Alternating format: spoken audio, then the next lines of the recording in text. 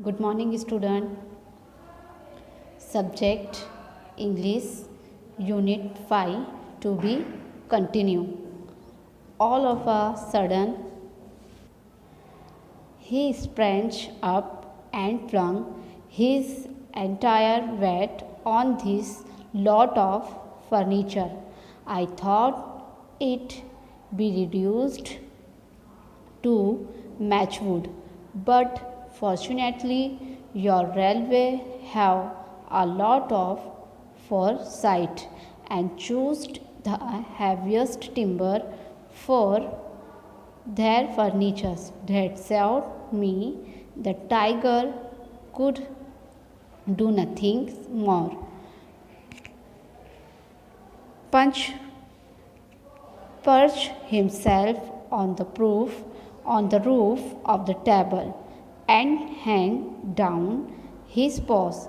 He tried to strike me down, but I parried with a chair and stool. The table rocked under him. I felt smoothed. I could feel his breath on me. अचानक वो उछला और इस पूरे furniture पर अपना पूरा वज़न डाल दिया।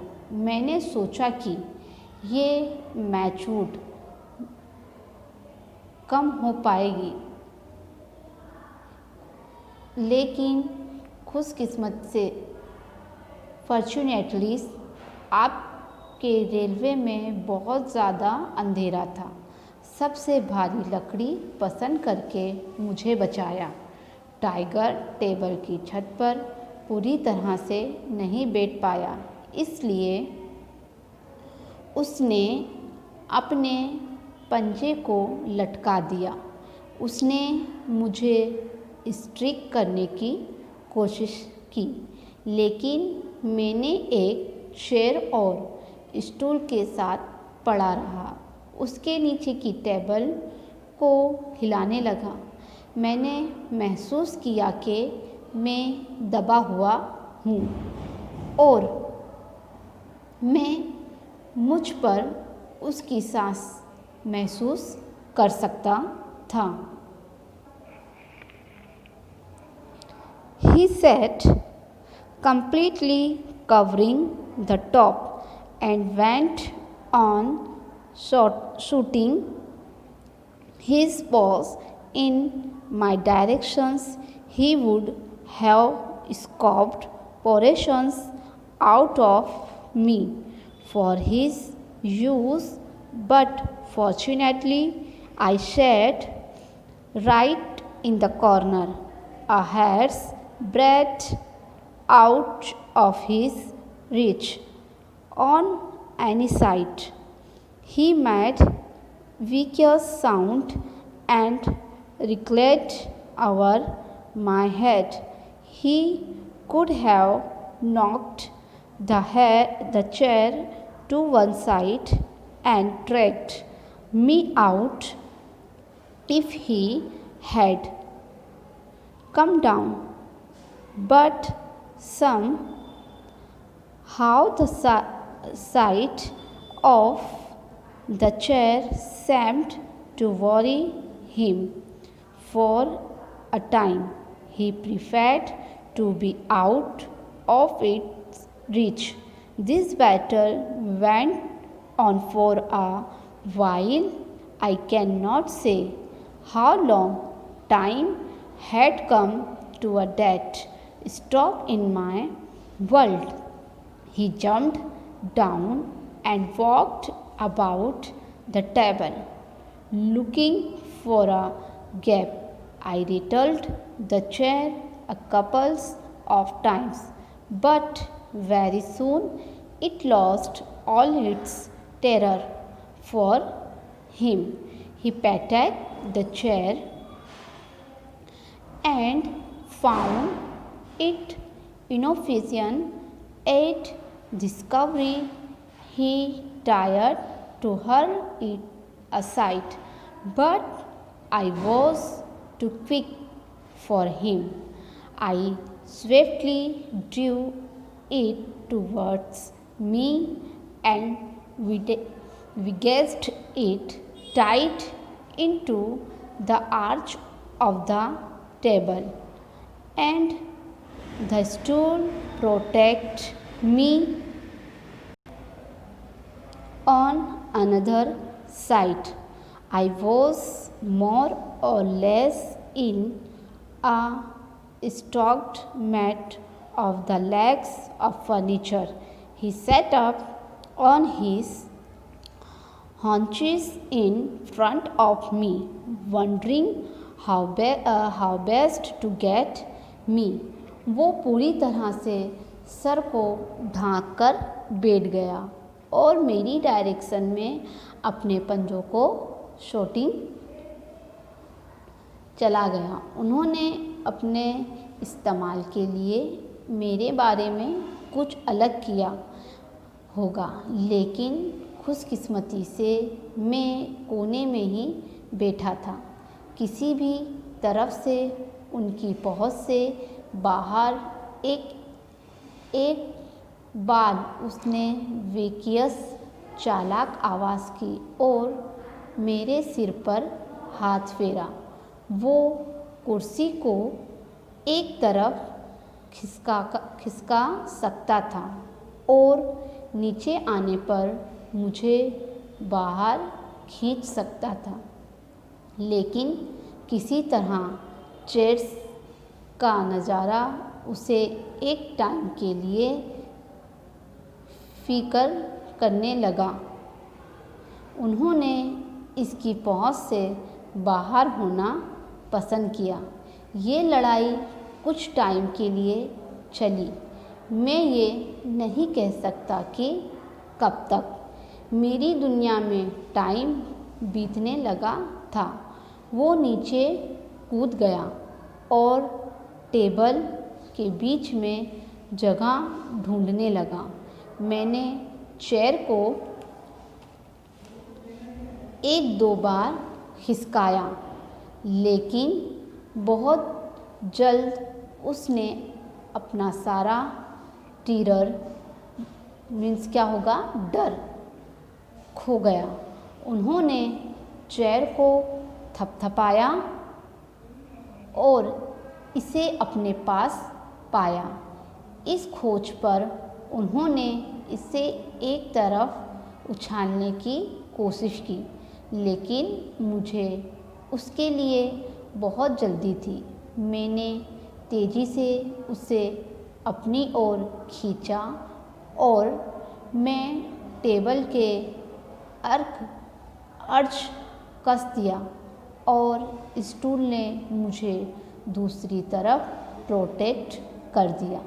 मैं लगभग फर्नीचर के पैरों से बने स्टॉक्ड में था। वो मेरे सामने अपनी हंच क्या होगा, जांग पर बैठ गया। मैं सोच रहा था कि मुझे सबसे अच्छा कैसे मिलेगा। Repeat now.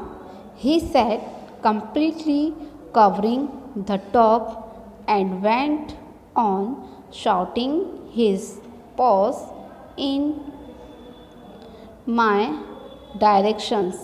He would have scooped portions out of me for his use, but fortunately I sat right in the corner, a hair's breadth out of his reach on any side. He made vicious sound and wriggled over my head. He could have knocked the chair to one side and dragged me out if he had come down, but somehow the sight of the chair seemed to worry him for a time. He preferred to be out of its reach. This battle went on for a while I cannot say how long time had come to a dead stop in my world. He jumped down and walked about the table, looking for a gap.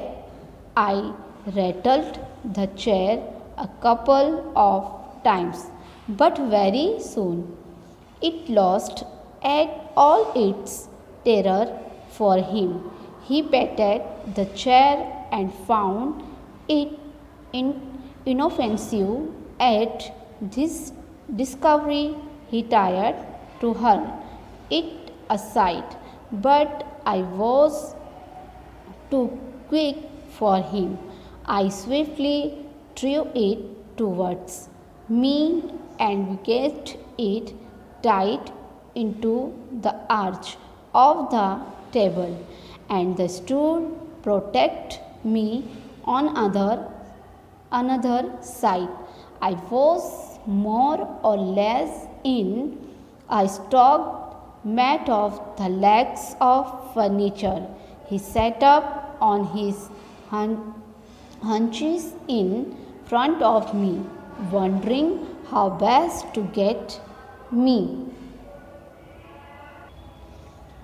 वो पूरी तरह से sir को ढांक कर बैठ गया और मेरी डायरेक्शन में अपने पंजे की शूटिंग चला गया। उन्होंने अपने इस्तेमाल के लिए मेरे बारे में कुछ अलग किया होगा, लेकिन खुशकिस्मती से मैं कोने में ही बैठा था।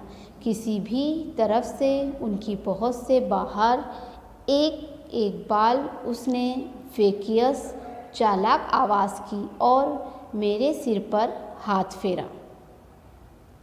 वो कुर्सी को एक तरफ खिसका सकता था और नीचे आने पर मुझे बाहर खींच सकता था, लेकिन किसी तरह कुर्सी का नज़ारा उसे एक टाइम के लिए फ़िक्र करने लगा। उन्होंने इसकी पहुंच से बाहर होना पसंद किया। ये लड़ाई कुछ टाइम के लिए चली।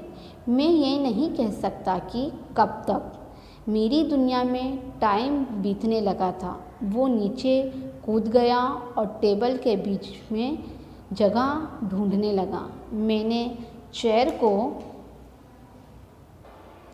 एक दो बार खिसकाया, लेकिन बहुत जल्द उसने अपना सारा डर खो गया। उन्होंने चेयर को थपथपाया और इसे अपने पास पाया। इस खोज पर उन्होंने इसे एक तरफ उछालने की कोशिश की, लेकिन मुझे उसके लिए बहुत जल्दी थी। मैंने तेज़ी से उसे अपनी ओर खींचा और मैं टेबल के अर्च में कस दिया गया और स्टूल ने मुझे दूसरी तरफ प्रोटेक्ट कर दिया। मैं लगभग फर्नीचर के पैरों से बने स्टॉक्ड में था। वो मेरे सामने अपनी हंच मीन्स क्या होगा, जांग पर बैठ गया। मैं सोच रहा था कि मुझे सबसे अच्छा कैसे मिलेगा।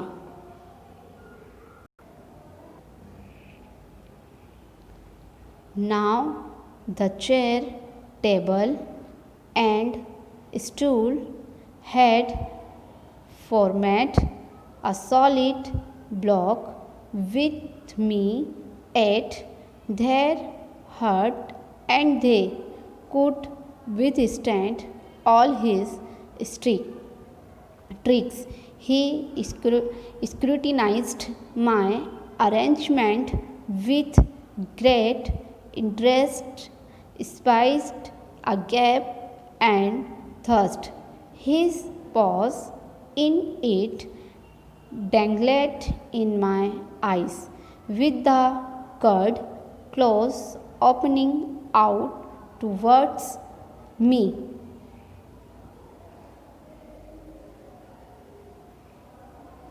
I felt very angry at the sight of it. Why should I allow the offensive to be developed all in his own way?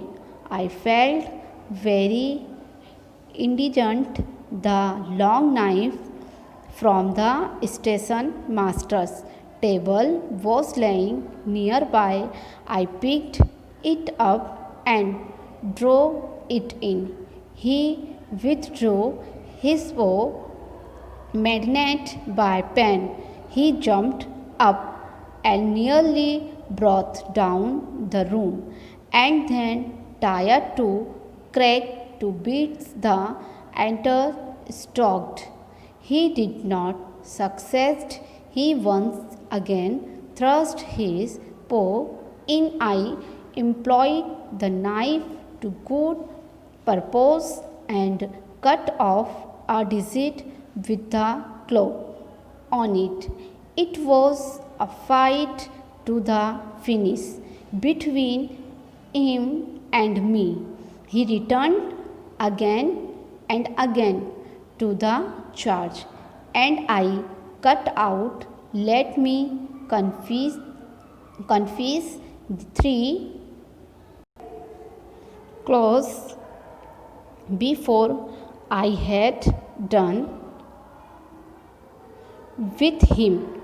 I had become as bloodthirsty as he.